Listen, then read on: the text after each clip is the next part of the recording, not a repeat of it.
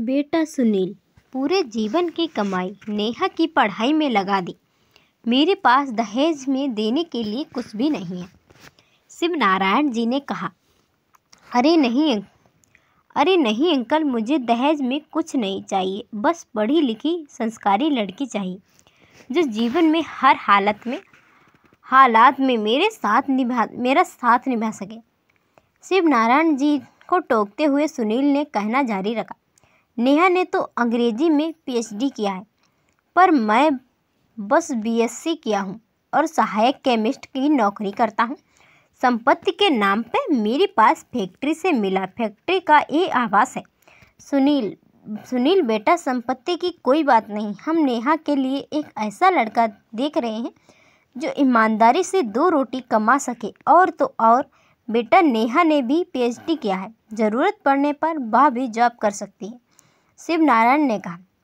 शिव नारायण को गंभीरता से सुनकर सुनील ने कहा, ठीक है, पर शादी के लिए नेहा की मर्जी भी पूछ लीजिए। क्या पीएचडी की हुई नेहा बीएससी पास लड़के से शादी करना चाहेंगी? उसे कोई हिचक तो नहीं होगी। ज़रूरत के वक्त शहर में पली बड़ी नेहा गांव में मेरे साथ रह पाएगी। मेरी बेटी हर हालात में खुश रह सकती है, बशर्ते उसे प्यार और सम्मान देने वाला पति मिले। बेटा, तुम्हें दहेज नहीं, संस्कार युक्त जीवन साथी चाहिए। पर यदि तुम्हारे पिता रामपाल जी की कोई मांग हो तो पूछ के बता देना। यदि हमारे सामर्थ्य में रहा तो हम शादी की बात आगे बढ़ाएंगे।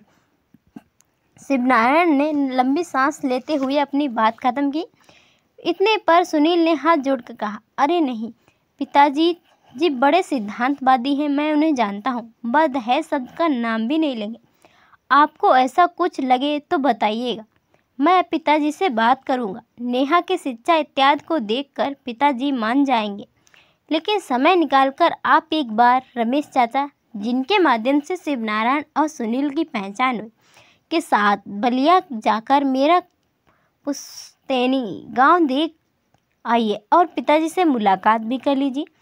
इतने में शिवनारायण ने कहा, हाँ बेटा, मैं भी सोच रहा हूँ कि इस रविवार बेटे के साथ बलिया चला जाऊँ और रिश्ता पक्का कराऊँ। ठीक है अंकल, जैसा भी निर्णय हो आप रमेश चाचा या मुझे बता दीजिए। सुनील ने जवाब दिया। ठीक है बेटा, अब हम चलते हैं, आगे फ़ोन पर हमारी बात होती रहेगी। इतना कहते ही शिवनारायण जी अपनी कार की तरफ चल पड़े। अगले बुधवार को सुनील को शिवनारायण जी का फ़ोन आया। सुनील बेटा सुनील, मैं शिवनारायण बोल रहा हूँ, नेहा का पापा। जी अंकल नमस्ते, कहिए कैसे हैं और कैसा लगा आपको मेरा गांव घर? पिताजी से क्या बात हुई आपकी? उत्सुकता से सुनील ने पूछा। उधर से शिवनारायण ने कहा, बेटा तुमने जैसा बताया था वैसा पाया हमने सब कुछ। आपके पिताजी भी काफ़ी सज्जन व्यक्ति लगे और खूब आदर सत्कार किया उन्होंने हमारा। पर सुनील उधर से आवाज़ ना आता देख सुनील ने चुप्पी तोड़ते हुए कहा, पर क्या अंकल, जो भी हो आप निसंकोच कहिए। कुछ नहीं बेटा, सब कुछ पसंद आया हमें, लेकिन नेहा के मामा को गांव वाला आपका घर सही नहीं लगा। पुराने ज़माने के खपरैल जर्जर अवस्था के मकान, और तो और नेहा के मामा कह रहे थे कि शहर में पली बड़ी नेहा वहाँ एक दिन भी नहीं रह पाएगी। शिवनारायण के इतना कहते ही रमेश बोल पड़ा, अंकल ये सब मैं पहले ही बता चुका था, फिर आप इन बातों को लेकर? हाँ बेटा, तुमने सब बताया था, पर नेहा के मामा को तुम्हारे गांव का मकान पसंद ना आने के कारण हम रिश्ता नहीं कर सकते।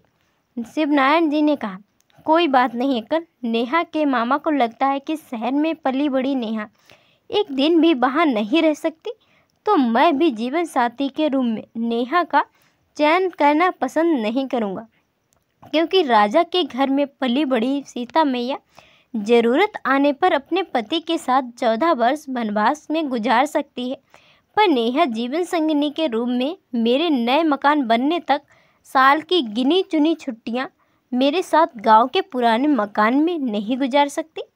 सुनील ने अपनी बात जारी रखते हुए आगे कहा, अंकल मैंने अपने पिता के स्वभाव सिद्धांतों को भली बात जानते हुए आपको भरोसा दिलाया था कि मेरे पिता दहेज की मांग कभी नहीं करेंगे, लेकिन शायद आपने नेहा को उसके मामा के नज़रों से देखे बिना ही मुझसे कह दिया था कि नेहा को सम्मान और प्यार मिले तो वह हर हालात में खुश रह लेगी।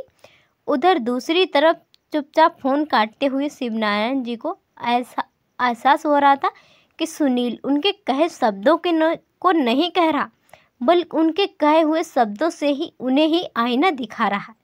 दोस्तों, वीडियो पसंद आए तो लाइक और शेयर कीजिएगा। चैनल पर नए हो तो मेरे चैनल को सब्सक्राइब कर लें। Thanks for watching.